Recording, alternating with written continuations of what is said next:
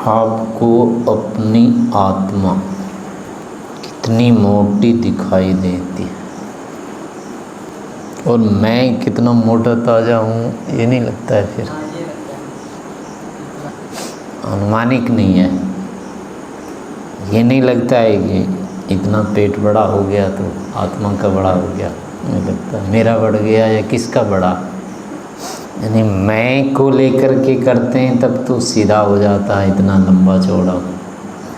लेकिन आत्मा कितना है जब ये प्रश्न उठाते हैं तो फिर कुछ नहीं आता, पता होता है, उसका उत्तर नहीं आता। और आत्मा ही मैं हूँ और मैं ही आत्मा है, फिर भी इतना गड़बड़ झाला हो जाता है।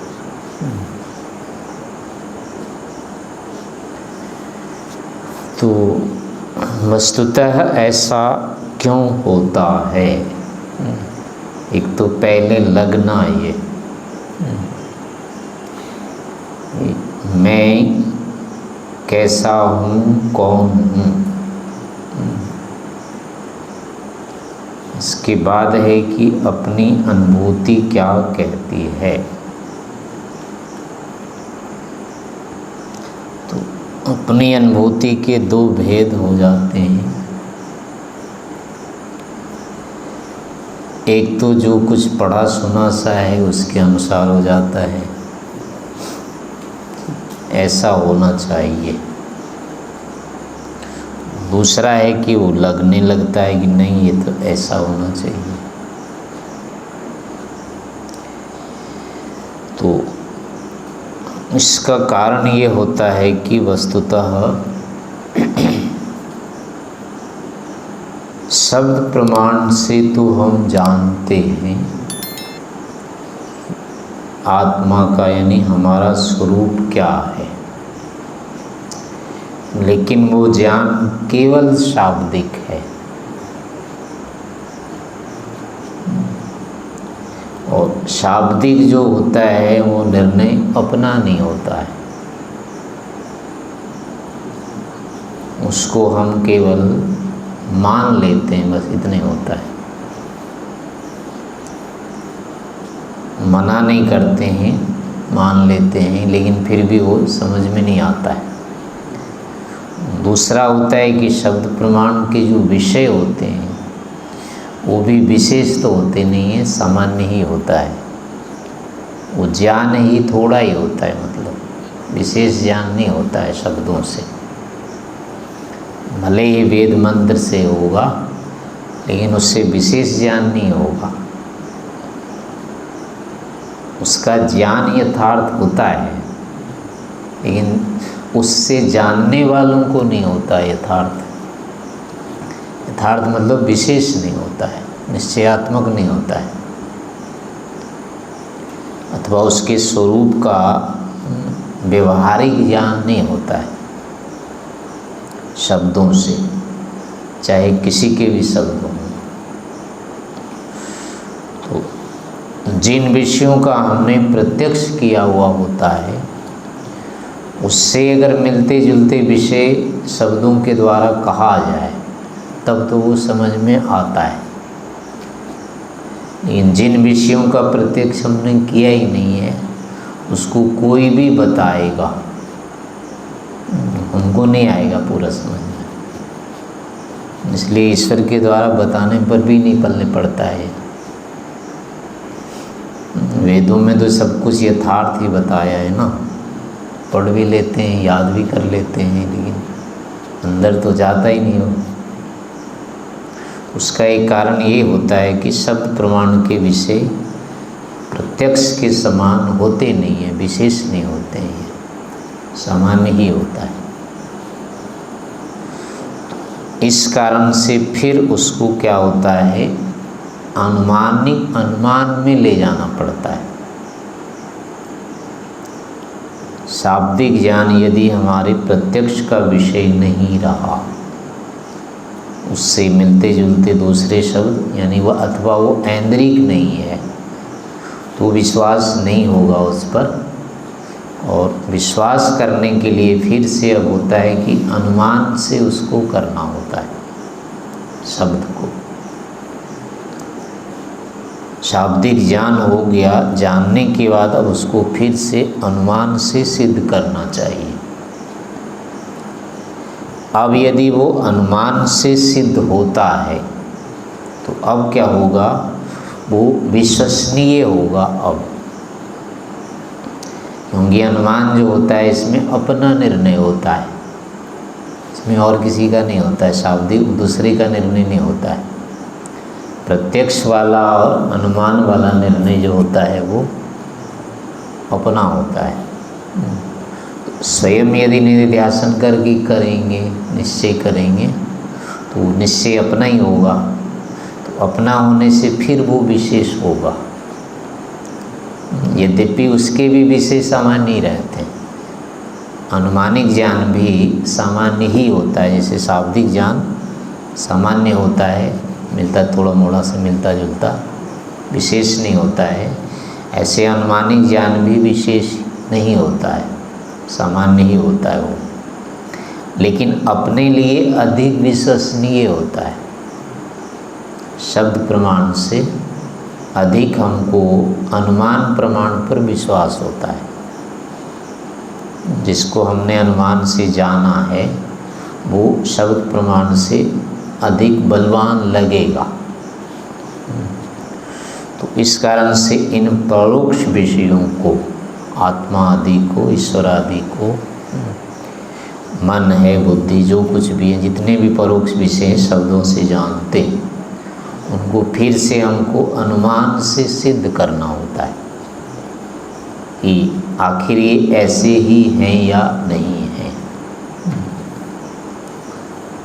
तो अनुमान से अगर वो सिद्ध हो गया तो अब क्या होगा कि फिर वो विश्वसनीय थोड़ा अधिक हो जाएगा। अभी भी वो व्यवहारिक नहीं होगा, थोड़ा सा ही निश्चय होता है इसमें भी।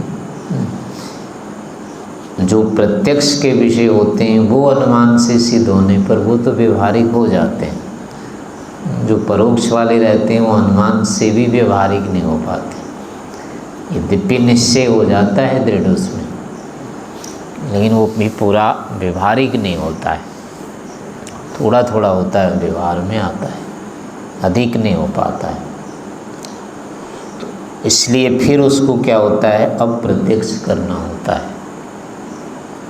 तो अब इसका जो प्रत्यक्ष होगा वो समाधि में जाकर के होगा। अगर वो ऐन्द्रिक नहीं है तो और उसका कोई उपाय नहीं है, केवल समाधि ही उसका उपाय बचता है, फिर वहीं उसका प्रत्यक्ष होता है। तो इतने क्रम से हम अभी कर नहीं पाते हैं, जान नहीं पाते हैं इसको। तो ऐसी स्थिति में अभी ये डोला डोल वो क्या कहेंगे उसको, बिना पेंदी का लोटा, वैसी ही स्थिति रहेगी इसमें। तो अब हम इसको अनुमान से फिर जानने का प्रयास करते हैं। तो जैसे कि अपनी स्थिति है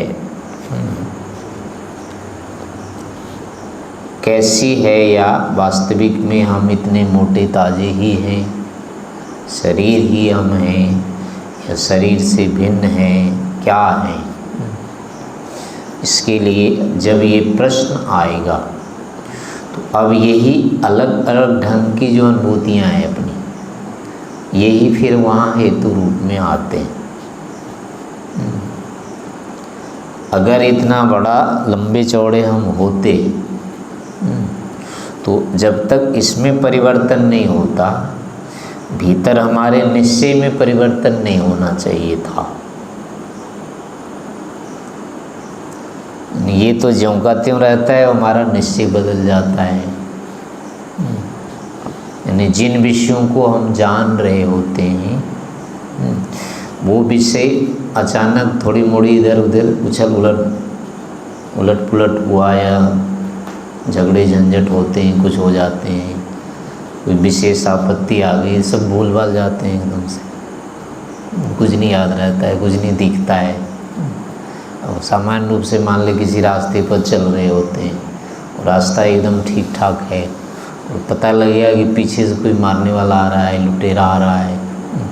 अब वो देखो रास्ता ठीक नहीं दिखेगा, कुछ पता नहीं कहाँ है, कहीं भी कूद जाएंगे एकदम से जा कर के। जैसे जाना चाहिए था, शांति से जाते तो ठीक रास्ते से चले जाते। अब क्या हुआ, कहीं भी कूद जाएंगे जा कर के, इधर चले जाएंगे उधर चले जाएंगे, कुछ पता नहीं रहेगा। मतलब तो शरीर में तो कोई अंतर आया नहीं अभी, वो सुना ही तो अभी कि कोई है पीछे, कोई मारेगा जा कर के। तो अभी तो एकदम शांति से चल रहे थे, कहीं कुछ नहीं था, और एकदम से कैसे बदल गए। तो अभी जो परिवर्तन हुआ है वो केवल ज्ञान मात्र से हुआ है, यानी ये परिवर्तन ज्ञान में हुआ है, शरीर में नहीं हुआ है। तो इसका अर्थ अब क्या हुआ, ये ज्ञान जो है हमारे शरीर में तो परिवर्तन करता नहीं है, उसने तो कुछ होने नहीं दिया, इसको काला पीला कुछ नहीं हुआ। वो मोटे होते और सुनते कि कोई मारने वाला एकदम पतला हो जाता पिचक के, ऐसा तो होता नहीं है। तो इसका मतलब है ज्ञान जो है सीधे शरीर में परिणाम नहीं डालता है, इसको नहीं बदलता है वो, लेकिन हमारे पर परिणाम ला देता है। तो इस कारण से अब ये होता है कि वस्तुतः हम दोनों एक नहीं हैं, अलग अलग हैं। एक पर क्योंकि ज्ञान का परिणाम हो रहा है, एक पर नहीं हो रहा है। तो दोनों एक ही होते तो समान परिणाम आना चाहिए था दोनों में, लेकिन दोनों में समान परिणाम नहीं आ रहा है। इसका अर्थ हुआ कि हम दोनों एक नहीं हैं, अलग से हैं। और यहाँ जो वस्तुतः परिणाम हुआ है, जो भेद हुआ है, उसमें भी है कि ज्ञान में भेद होता है। अभी हम ठीक ठाक जो चल रहे थे रास्ते पर, उसमें क्या हो रहा था, ज्ञान ठीक काम कर रहा था, और अब जो हुआ है वस्तुतः वो ज्ञान बंद हो गया। ठीक ठीक हो रहा था उत्पन्न होना, कुछ का कुछ दूसरा ज्ञान आ गया, उसके आगे निदान नहीं है, समाधान नहीं है। ये मान लो अगर वो मारने आता है तो हम कैसे करें, बचेंगे, ये नहीं है वहाँ समाधान। ये होता तो भी अभी क्या होता कि नहीं भागते, फिर विचलित नहीं होते। अगर समाधान रहता तो विचलन नहीं होना था, लेकिन समाधान नहीं है इसलिए विचलन हो गया। जैसे कि घूमने जाते हैं कभी मान लो तो कुत्ते आ गए कई सारे और हाथ में लाठी नहीं है, अब देखो कैसा लगेगा, ढूंढने लग जाएंगे किस रास्ते से जाना चाहिए, उसके पास से निकले या नहीं निकले, या पता नहीं कितनी देर में आ जाएगा। और हाथ में लाठी है तो कुछ भी नहीं होता है, फिर वही ठीक ही रास्ते चलते रहते हैं, ना उधर का रास्ता देखते हैं ना इधर का ढूंढते हैं, कुछ नहीं होगा। तो अब क्या हुआ कि वहाँ विपत्ति तो आई, लेकिन उसके साथ साथ समाधान मिल गया है, इससे कर लेंगे निदान ये तो अब उस समाधान के कारण से अब विचलन नहीं हुआ है वहाँ, तो अब ठीक रास्ते पर हम चल रहे हैं। तो ऐसी स्थिति में ना तो शरीर में अंतर आया ना हमारे में अंतर आता है वहाँ। तो उस स्थिति में तो अब ये हो जाता है कि दोनों एक जैसे हैं, एक ही हैं मान लो, लेकिन परिवर्तन जहाँ आ जाता है वहाँ कम से कम ये तो हो जाएगा कि दोनों एक नहीं हैं, हम अलग हैं इससे, क्योंकि शरीर में अंतर नहीं आया और मुझ में आया है। और मान लो जहाँ समाधान हो गया वहाँ भी अब भेद होगा। यदि समाधान नहीं होता तो भी ये शरीर कुछ नहीं करना था, ये तो गिरता भागता, ये खड़ा नहीं रहना था इसको। लेकिन समाधान के अभाव में ये जो गिरता, अब हमको ज्ञान हुआ है, शरीर तो बढ़ा नहीं, बल भी नहीं बढ़ा है, कुछ भी नहीं हुआ है, लेकिन केवल ज्ञान हुआ है, और उस ज्ञान के कारण से अब ये ज्यों का त्यों खड़ा है। तो इसका मतलब है इसमें तो ज्ञान हुआ नहीं, न होता है, इसमें तो बल होना था, लंबा चौड़ा हो जाता, बल बढ़ जाता इसमें, तब तो होता, लेकिन वो हुआ नहीं है। लेकिन फिर भी ये कैसे टिक गया? तो अब हुआ कि दूसरे के कारण से फिर ये टिकता है। शरीर अपने कारण से नहीं टिकता है, अपने कारण से तो ये गिर ही रहा था, ज्ञान के कारण ये टिका है, और ज्ञान इसमें होता नहीं है, फिर भी टिकता है ये। तो इससे ये होता है कि हमारे आश्रय से ये टिकता है, हम भी इसके आश्रय से होते हैं, लेकिन ये भी हमारे आश्रित होता है, हमारे आश्रय से टिकता है। तो इस कारण से बीच में एक परिवर्तन की स्थिति है, दोनों के बीच में, शरीर और आत्मा के बीच में, वो ज्ञान का जो है बीच में एक, वो इन दोनों को अलग अलग करके रख रहा है, सीमा बना रहा है। ज्ञान में भेद नहीं, अगर दोनों एक होते तो एक जैसी रह जाता, परिवर्तन नहीं होना था, लेकिन ज्ञान में परिवर्तन होने पर हमारे कर्म में हो जाता है, शरीर में नहीं होता है। तो इसका मतलब है बीच में वो जो ज्ञान आता है वो हम दोनों के भेद का हेतु है। तो ऐसे ही वो ज्ञान अगर नहीं होगा तो हम कुछ नहीं कर पाएंगे, लेकिन शरीर फिर भी काम करता है, अपना काम ये नहीं छोड़ता है।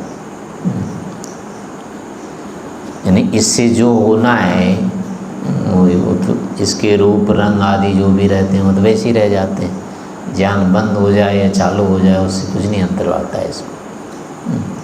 इसलिए होता है कि इसमें अलग से भी परिणाम होता है।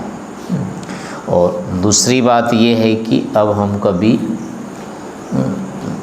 भयभीत हो जाते हैं, कभी निडर हो जाते हैं, कभी कुछ लेने लग जाते हैं, कभी कुछ देने लग जाते हैं।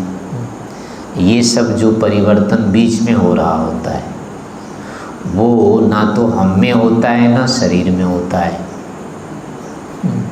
यानी कोई चीज़ किसी से लेना है, मांगना है, तो अब उसको मांगने के लिए हम सोचते रहते हैं ना, तो वो शरीर से तो होता नहीं है, वहाँ कुछ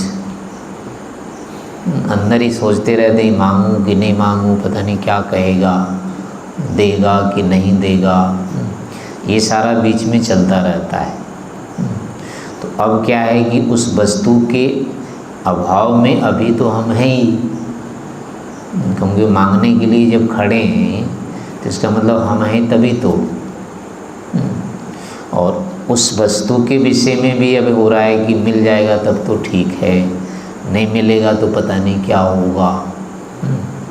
तो इसका मतलब है वस्तु भी अभी मिली नहीं है, लेकिन वस्तु के न मिलने पर भी हम तो अभी हैं, क्योंकि अभी हम कह रहे हैं कि नहीं मिलेगी तब पता नहीं क्या होगा, जबकि अभी नहीं मिली है तो तब भी तो हम हैं ही। तो अब यहाँ हम अपने विषय में नहीं कह रहे हैं, वस्तु अगर मिल गई तो पता नहीं तब क्या होगा, और नहीं मिली तब पता नहीं क्या होगा। यानी वो लगता है मेरा पता नहीं क्या होगा, नहीं मिला तो भाई मेरा पता नहीं क्या, मैं तो हूँ ही अपने पते में, और कहाँ पता है।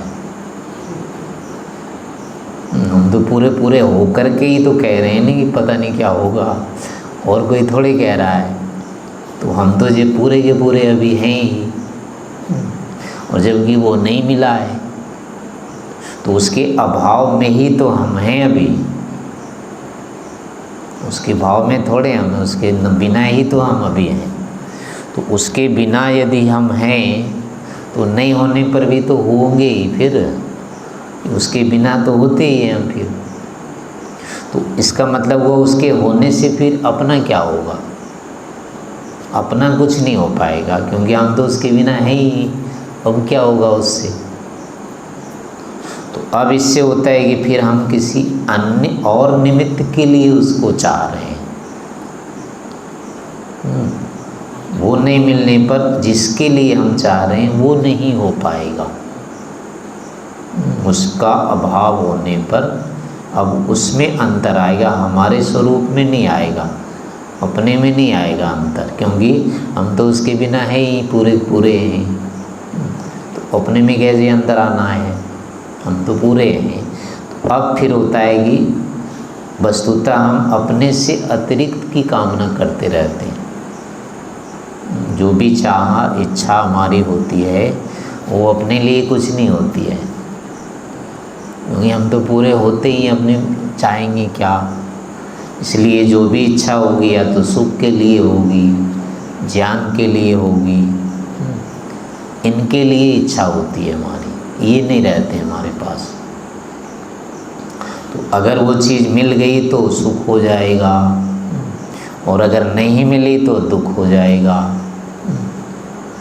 तो इस कारण से हमारी जो चाहना होती रहती है वो इसी सुख दुख के निमित्त से होती रहती है।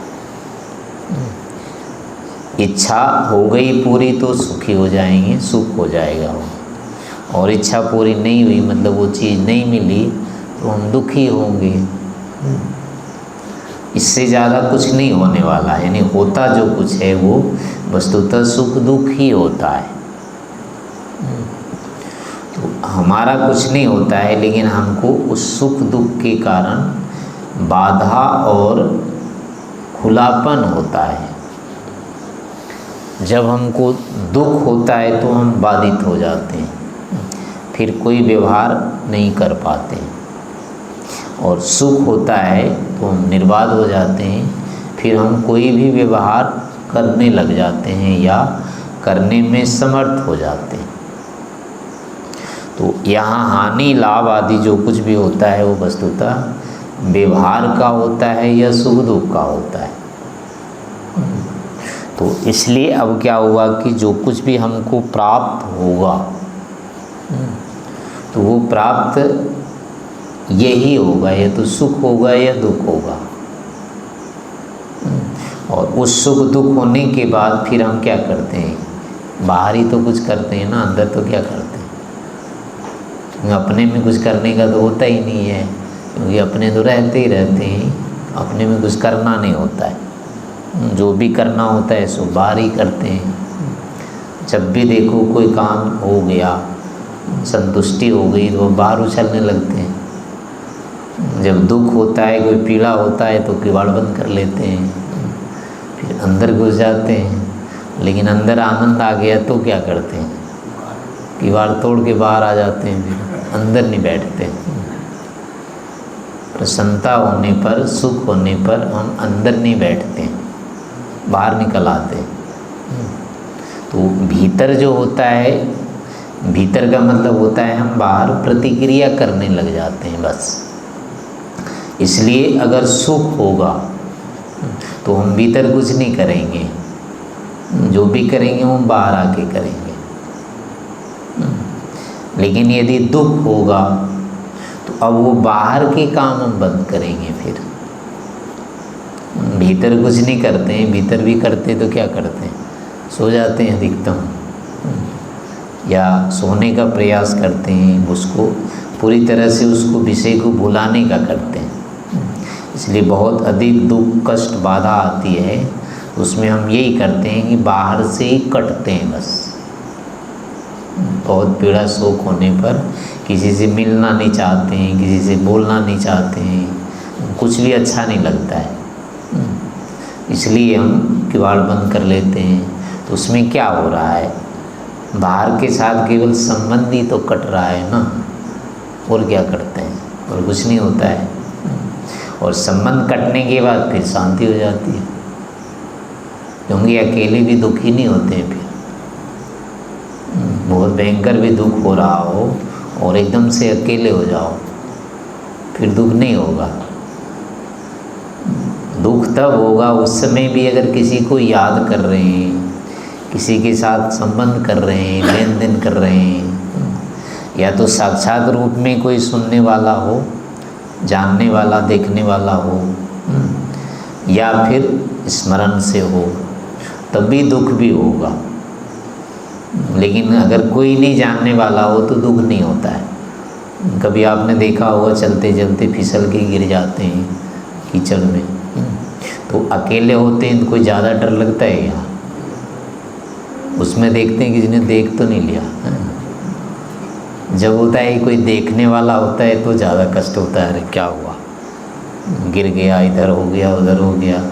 लेकिन किसी ने देखा नहीं तो कोई बात नहीं।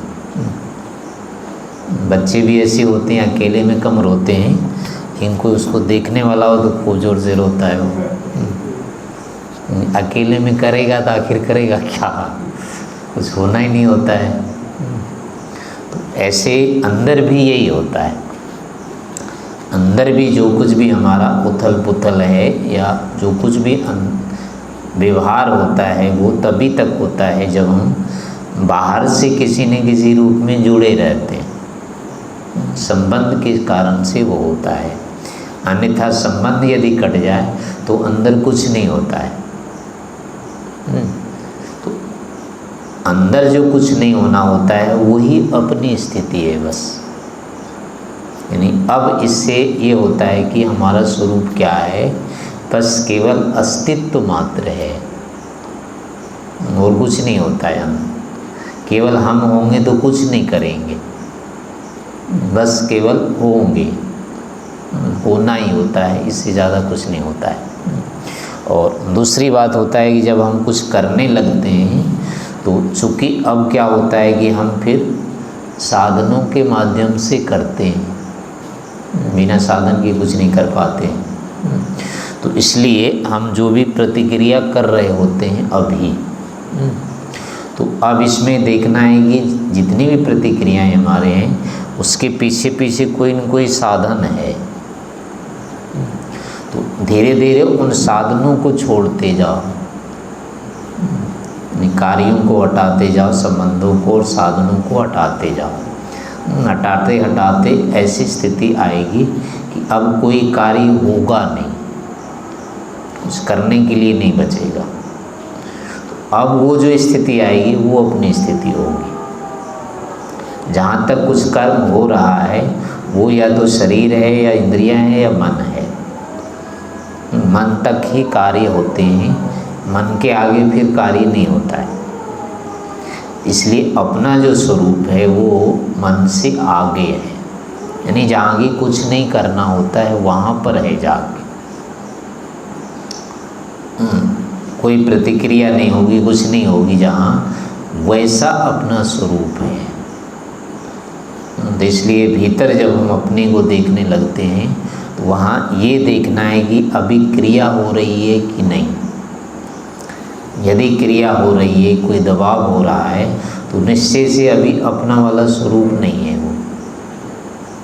वो किसी से हम जुड़े हुए हैं। अभी वो जोड़ वाली स्थिति, यानी वो शरीर है जो भी है, लेकिन अपना नहीं है वो। अपना होगा तो कोई भी दबाव नहीं होगा, कोई भी क्रिया नहीं होगी, कुछ भी नहीं होगा। वो अपने में केवल अगर होगा तो बस ज्ञान होगा, इच्छा प्रयत्न होगा अधिकतम, इससे ज़्यादा कुछ नहीं होगा। तो अंत में जाकर के फिर यही होगा कि इच्छा प्रयत्न के लिए कितनी जगह चाहिए, उसके लिए कितना बड़ा होना जरूरी है। जितने में हो जाएगी इच्छा प्रयत्न, उसके लिए कोई लंबाई चौड़ाई कुछ अपेक्षित ही नहीं है। तो इसलिए हम इनसे बंद होकर के अंत में जाकर के इच्छा मात्र रह जाते हैं, ज्ञान मात्र रह जाते हैं, प्रयत्न मात्र रह जाते हैं, इससे ज़्यादा कुछ नहीं बचते। तो इसका अर्थ हुआ कि हम उतने ही हैं बस, उससे अधिक हम नहीं हैं, क्योंकि उससे अधिक तो फिर क्रिया आदि कर्म हो जाते हैं और वो क्रिया के साधन होते हैं सारे। तो ऐसे करके धीरे धीरे मतलब इन्हीं में जो विशेष विशेष भेद आते हैं, जो कि जिसके साथ जो उन क्रियाओं का संबंध होता है, ऐसे ऐसे फिर अपने में ही अंतर करते हैं।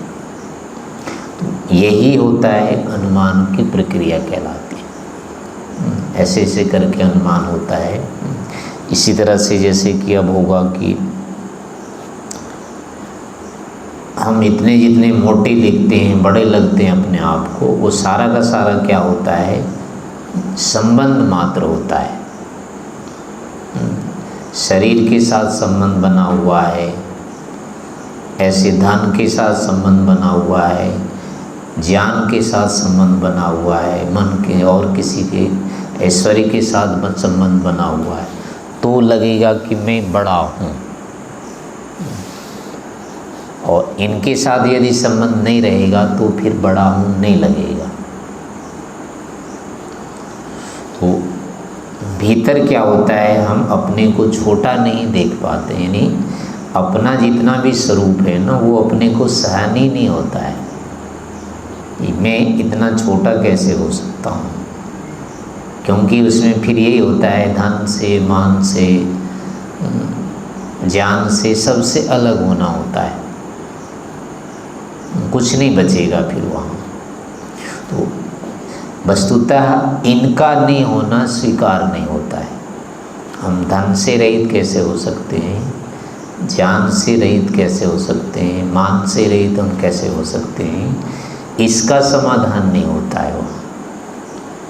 इसीलिए क्या होता है कि शरीर के साथ संबंध कटता नहीं है। वहाँ कामना के द्वारा, इच्छा के द्वारा हम इन विषयों से जुड़े रहते हैं, और ये विषय जब तक नहीं हटेंगे तब तक अपना स्वरूप सामने नहीं आएगा। ये विषय ही हमको अपने को जोड़े रखते हैं, या इनसे हम जुड़े रहते हैं, तो इनके अनुकूल ही हम बने रहते हैं, इतना हम होना चाहिए।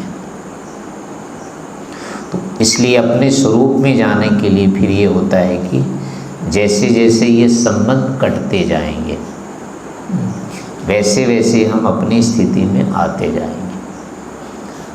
तो जितने भी बाहर के लौकिक संबंध हैं, ऐसे शरीर के साथ है, इंद्रियों के साथ है, विद्या के ज्ञान के साथ है, ये साथ जैसे जैसे हमारे हटेंगे, वैसे वैसे हम अपने आप पर स्थिर होंगे।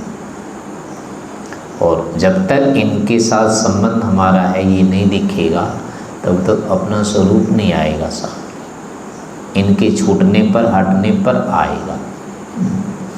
लेकिन ये हमारे ज्ञान संस्कार के रूप में या भीतर सब ये हर समय जुड़े रहते हैं। उस जुड़े रहने के कारण से अपना स्वरूप नहीं दिखता है, ये ही दिखते रहते हैं। तो इसका उपाय फिर ऐसे होता है, चिंतन से हम देखते रहते हैं इसमें विसंगति कहाँ आ रही है, ऐसा क्यों हो रहा है, कोई न कोई कारण होता है। धीरे धीरे उन कारणों को हटाते जाएंगे, जैसे जैसे समाधान होता जाएगा आंतरिक स्थितियाँ बनती जाएगी। इस प्रकार अपने स्वरूप को जानने का प्रयास करना।